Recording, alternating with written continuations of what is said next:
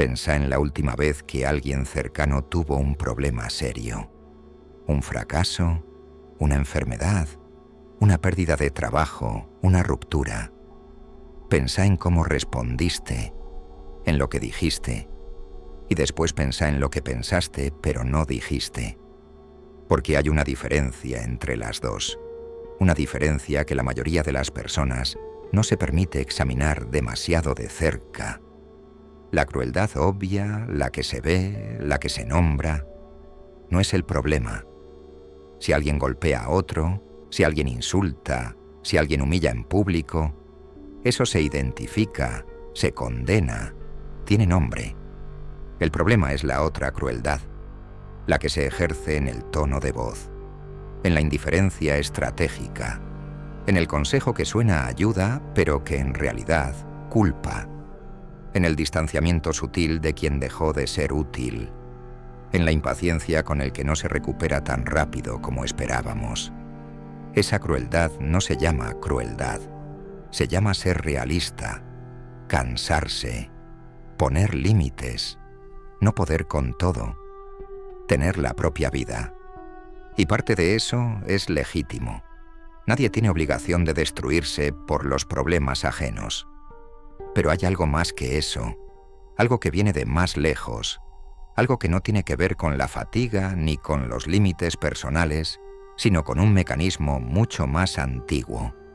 Somos crueles con los débiles porque evolutivamente tiene sentido serlo, porque el débil en la tribu era un costo, porque los recursos eran limitados y el que no podía contribuir era una carga, porque el instinto de alejarse del vulnerable o incluso de atacarlo fue seleccionado porque funcionaba.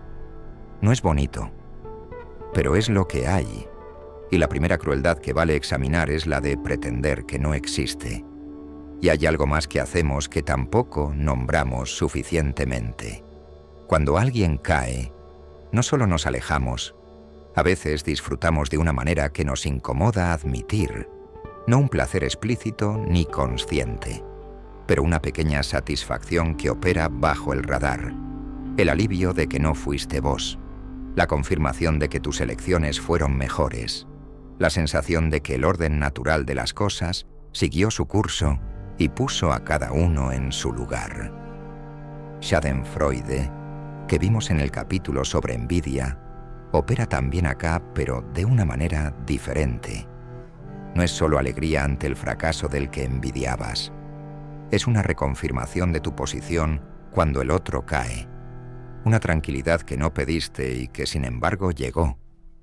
Hay un fenómeno que los etólogos documentaron en primates y que los psicólogos sociales replicaron en humanos con una consistencia que incomoda.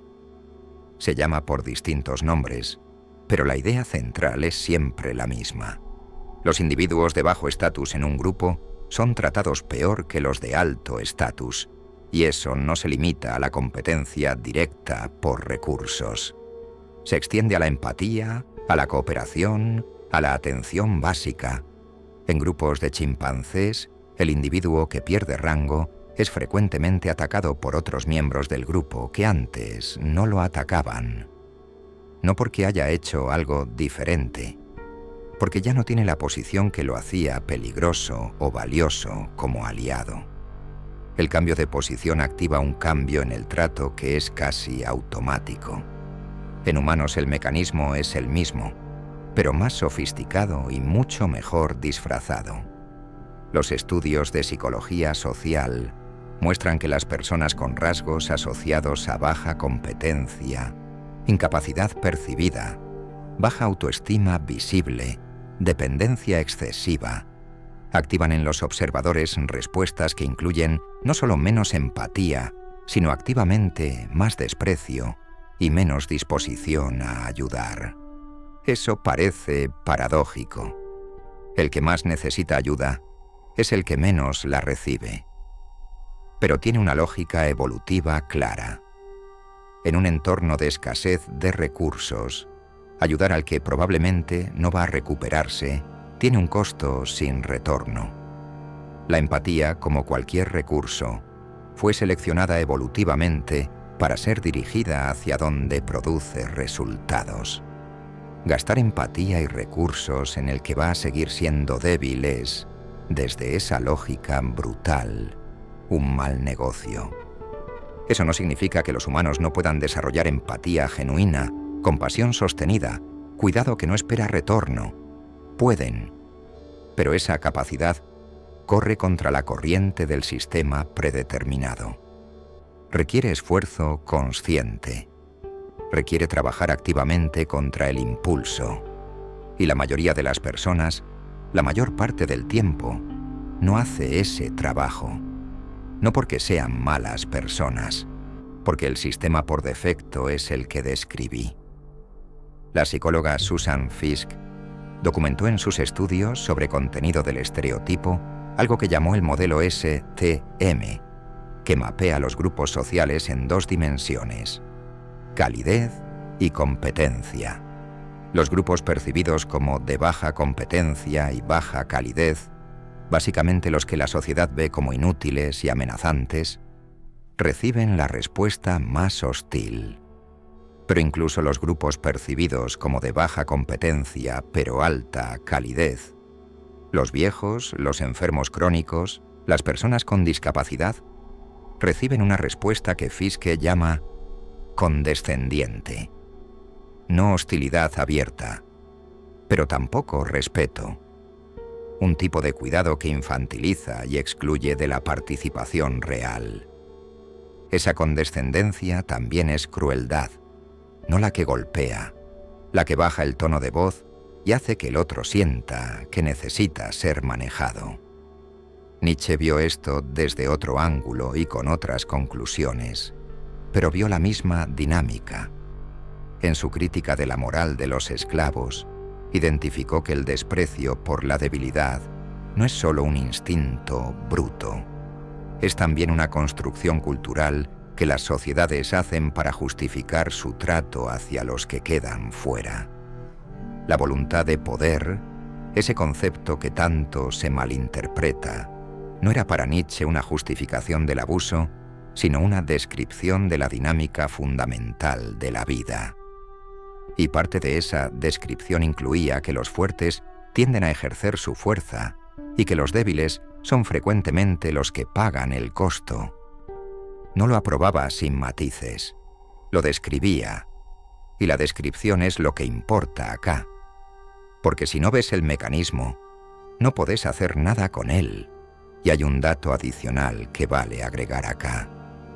Los estudios de Naomi Eisenberger y Matthew Lieberman sobre el dolor social mostraron que el rechazo y la exclusión social activan en el cerebro las mismas regiones que el dolor físico, lo que significa que cuando alguien es tratado como periférico, como menos importante, como un dato a gestionar en lugar de una persona a reconocer, no siente algo parecido al dolor, siente dolor, con la misma arquitectura neurológica, y sin embargo seguimos haciendo, porque el sistema que produce esa respuesta en el otro opera bajo el radar de nuestra conciencia. No elegimos conscientemente tratar diferente al que cayó. El sistema lo hace, y nosotros buscamos justificaciones después. Eso es lo que hace difícil tanto identificarlo en uno mismo como interrumpirlo. No es una decisión que tomás y podés cambiar. Es una arquitectura que opera antes de que decidas nada. Y cambiarla requiere un nivel de atención que no es natural ni cómodo. La crueldad directa con los débiles, el insulto, la violencia, el abuso explícito, no es lo que más necesita ser examinado acá. Eso ya tiene nombre, y la mayoría tiene cierta conciencia de que está mal, aunque no siempre lo evite.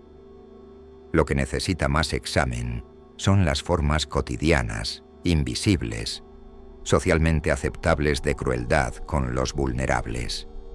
La primera forma es el consejo que culpa.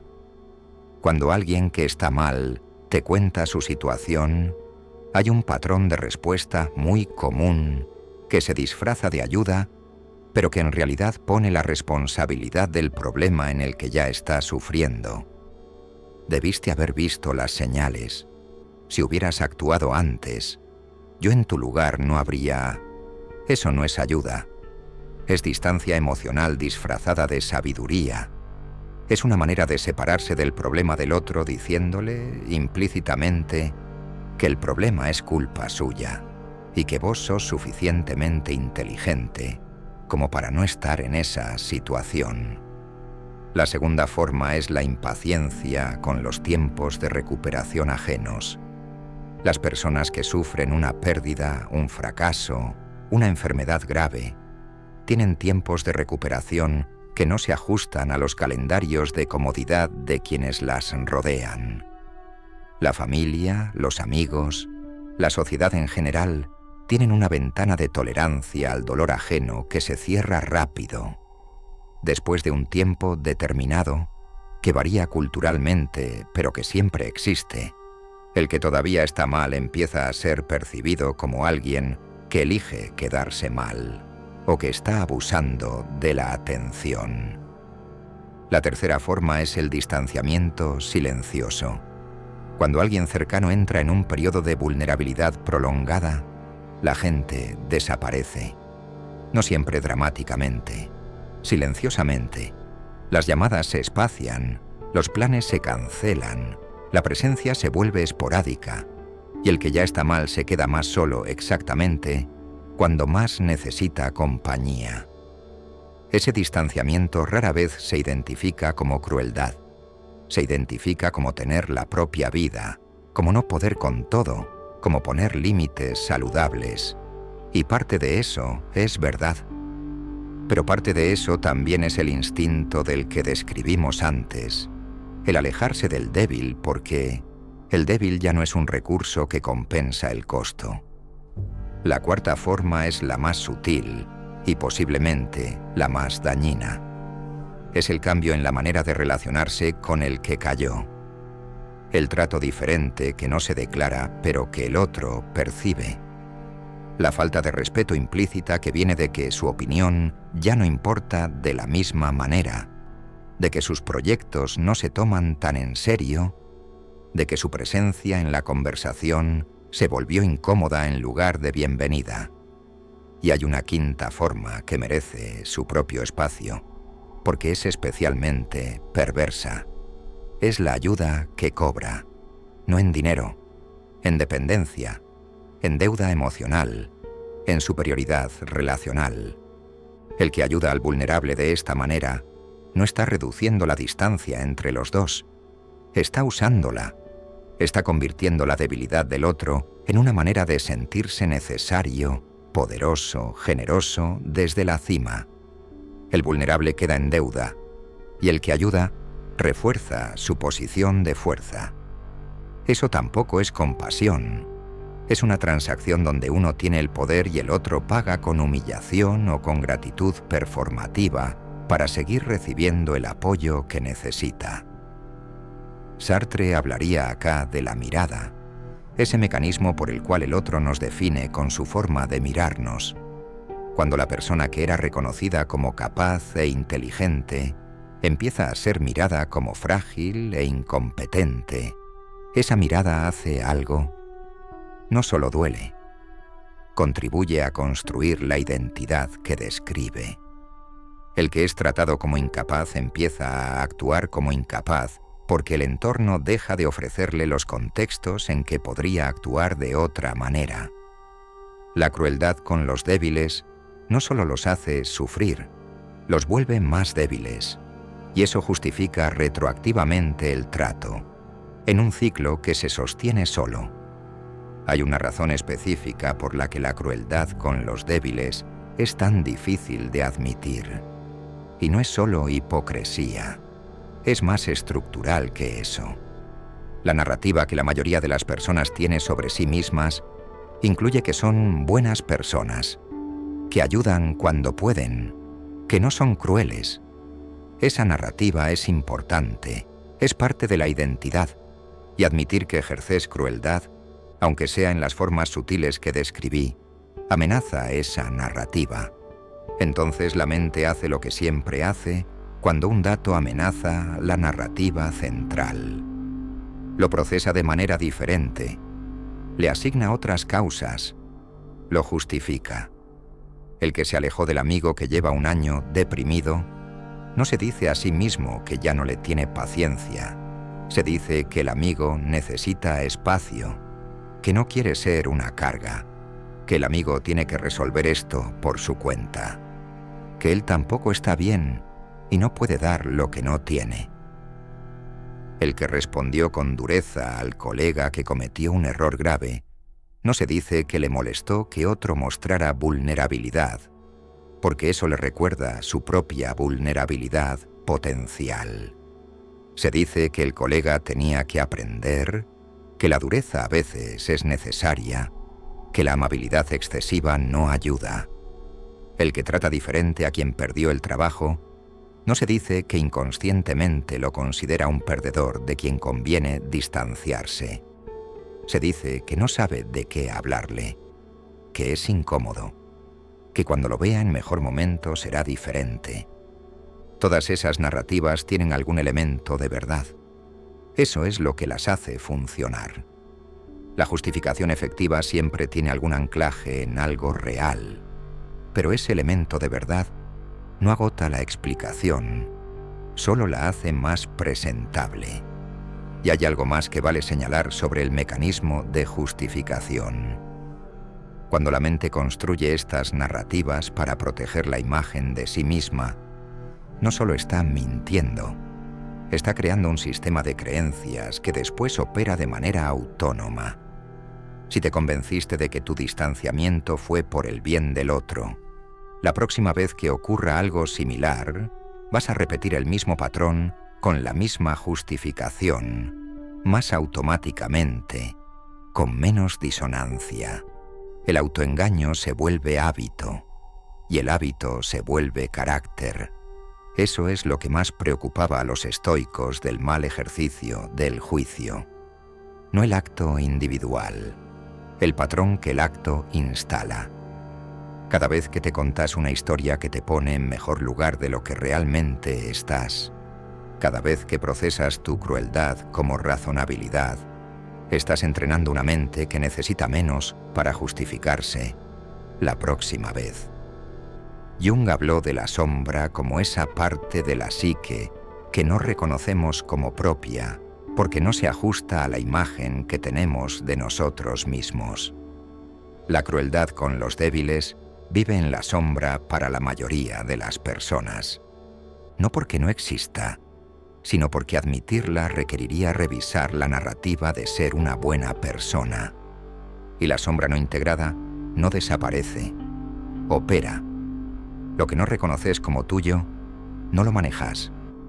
Lo manejas pensando que no es tuyo, pero ahí está, determinando conductas que después explicas con razones que suenan mejores. Hay otra razón todavía más profunda. La debilidad ajena activa el miedo a la propia debilidad. Esto está documentado en múltiples estudios de psicología social. La exposición a personas en situaciones vulnerables activa en los observadores respuestas de defensa que incluyen no solo distancia, sino también devaluación de las víctimas. Un mecanismo que los psicólogos llaman creencia en el mundo justo. Si el que está mal merece estar mal, o hizo algo para estar mal, o es en algún sentido responsable de su situación, entonces vos estás seguro. Porque vos no hiciste esas cosas, porque vos sos diferente, porque eso no te va a pasar a vos. La crueldad con el débil es, en parte, magia protectora.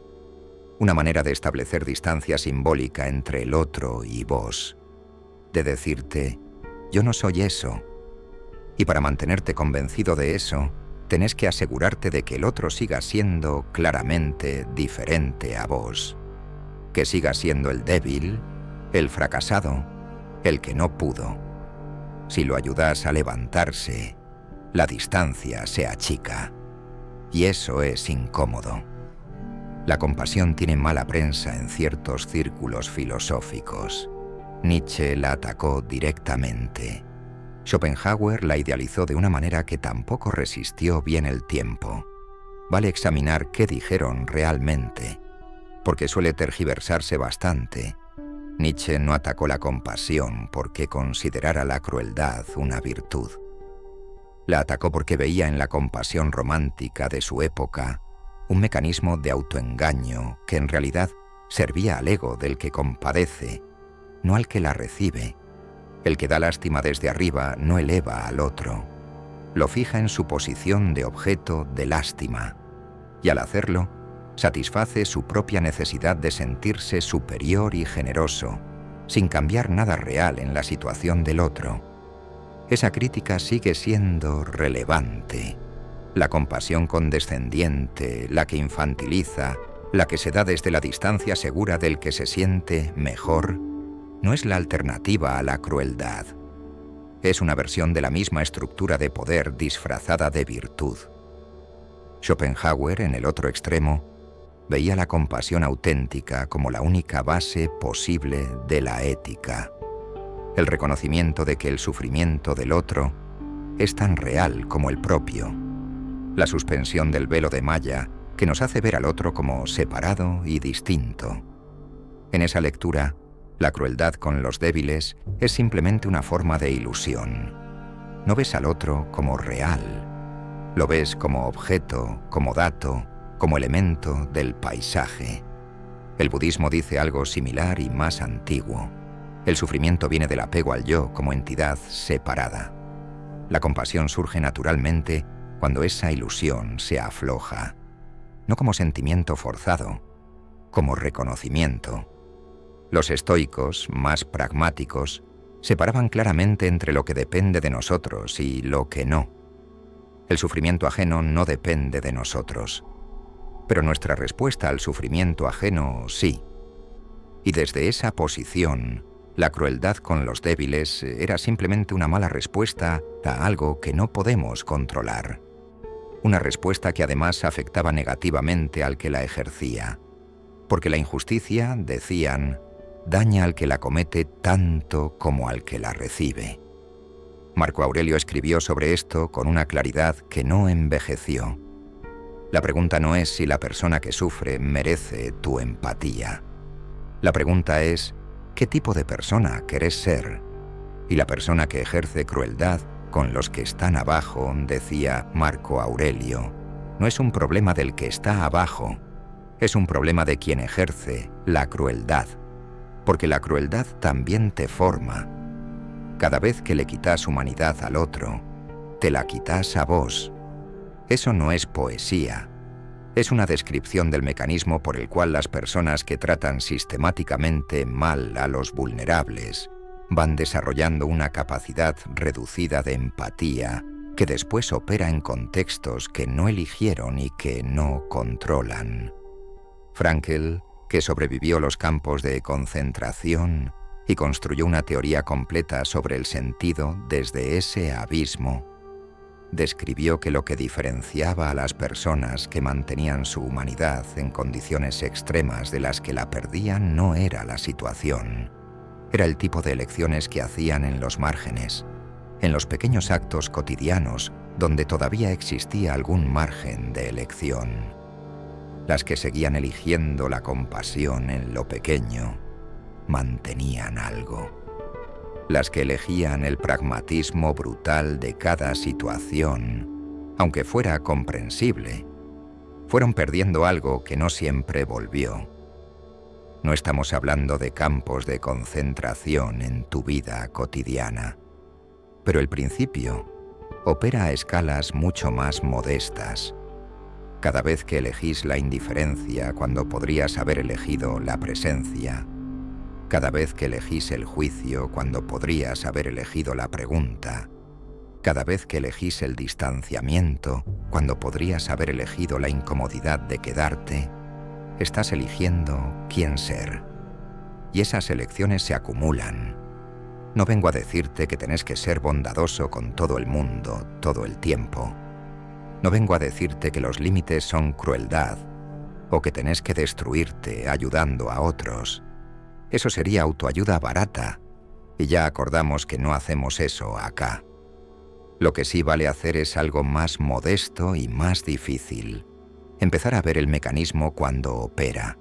Empezar a distinguir entre la respuesta que viene de la fatiga genuina o de los límites reales de lo que podés dar, que es legítima, y la respuesta que viene del instinto evolutivo de alejarse del débil, que no tiene que ver con vos, sino con lo que activó en vos su debilidad. Esa distinción no es siempre fácil, pero es posible, y hacerla cambia cosas. La primera cosa que cambia es la honestidad interna. Poder decirte, acá no me estoy alejando porque no puedo. Me estoy alejando porque no quiero. Y no quiero porque su situación me incomoda o me recuerda algo que no quiero ver, o porque ya no me ofrece lo que me ofrecía cuando estaba bien. Esa honestidad no te obliga a quedarte, pero te saca de la narrativa de que estás haciendo lo mejor posible, cuando en realidad estás haciendo lo más cómodo. La segunda cosa que cambia es el tipo de ayuda que ofreces cuando decidís ofrecerla. La ayuda que viene de la conciencia del mecanismo es diferente a la que viene de la norma social que dice que hay que ayudar.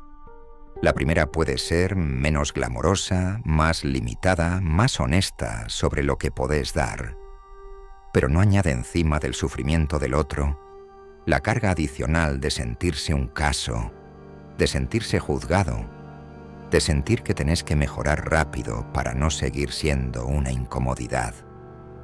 La tercera cosa que cambia es la manera en que tratás tu propia vulnerabilidad, porque hay una conexión directa entre cómo tratás la debilidad ajena y cómo tratás la tuya.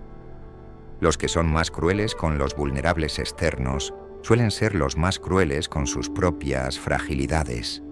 El mismo mecanismo de desprecio opera hacia adentro y hacia afuera.